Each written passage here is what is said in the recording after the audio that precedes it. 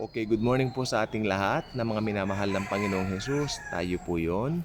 We are very special and we are here every day to give Him praise, glory, and thanks. Okay?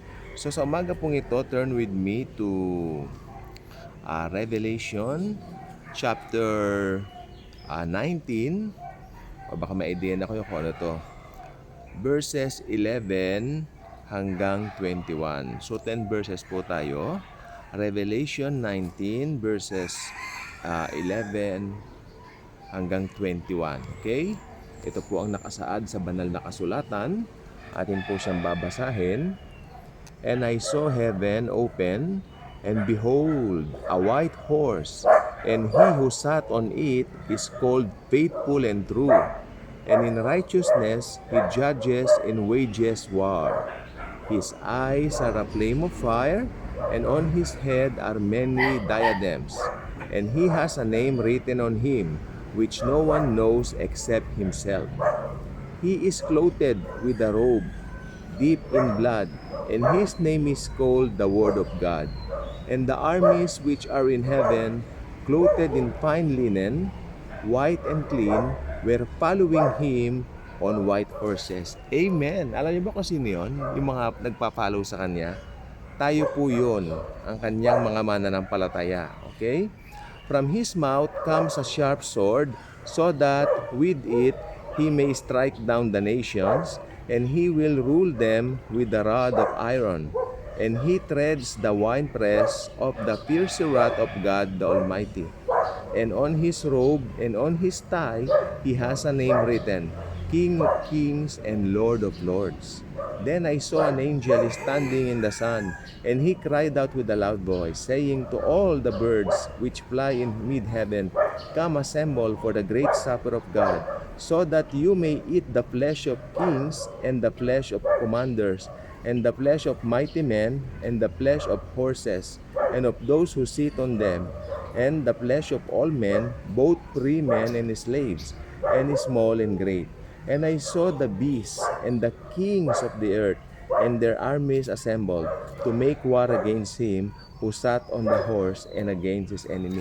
Ito po yung final battle tinatawag po, no? Ito yung sa second coming na po ng Panginoon. Yung mga makikipaglaban po sa kanya dito, ito po yung mga tao na tumanggap sa demonyo pagkatapos nung tinatawag na pagkatapos nung pagkatapos po nung tribulation na yan, ayan po, no? So ito po yung mga tawag dito, yung mga galamay ba tawag doon? Galamay ni Antikristo, no? Sa katapusan po mangyayari ito ng tribulation, tandaan nyo. Ito naman mangyayari doon sa beast at saka sa false prophet.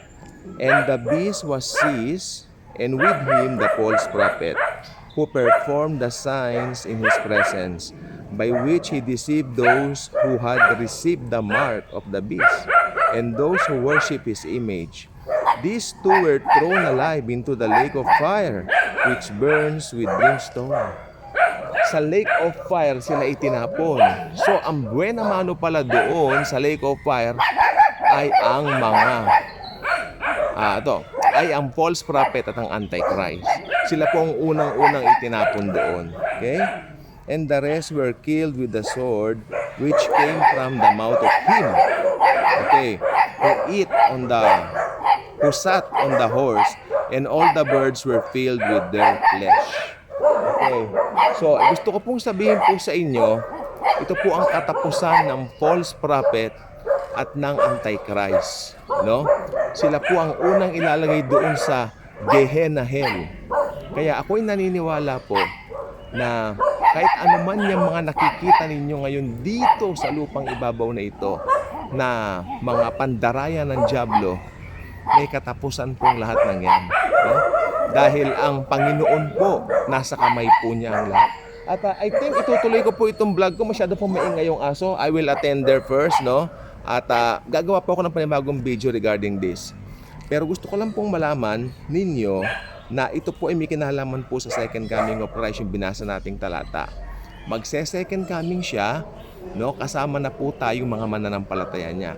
Pero firstly, siya po ay pumunta muna rito para sa mga believers niya. Ito po yung rapture of the church. Pero dito po, second coming na po niya ito. At tayo po ay kanya na pong kasama para po maghari ng 1,000 years dito sa mundong ito. I'll promise I'll do another video for this.